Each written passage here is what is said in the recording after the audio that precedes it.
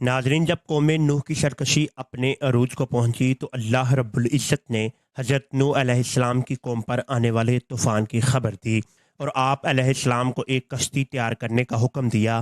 کشتی بنانے کے لیے لکڑی کی ضرورت تھی، چنانچہ حضرت نوح علیہ السلام نے ساگوان نامی کچھ درخت لگائے جن کی لکڑی بہت مضبوط تھی۔ یہ درخت 100 سال میں تیار ہوئے۔ پھر حضرت نوح علیہ السلام اگلے 100 سال تک کشتی بنانے میں مصروف رہے۔ حضرت نوح علیہ السلام کی کشتی 300 گز لمبی، 50 گز چوڑی اور 300 گز اونچی تھی۔ کشتی کا اگلا حصہ مرغے کے سر جیسا اور پچھلا مرغے کی دم جیسا تھا، جبکہ نیچے کا حصہ کسی پرندے کی پیٹھ کی طرح کا تھا۔ دنیا کی اس پہلی کشتی میں 3 منزلیں بنائی گئی تھی۔ سب سے نچلی منزل درندوں، پرندوں اور حشرات و عرش کے لیے محسوس تھی۔ درمیانی منزل چوپائے اور دیگر جانور موجود تھے، جبکہ سب سے اوپر والی منزل میں حضرت نوح علیہ السلام اور ان کے اصحاب سوار تھے۔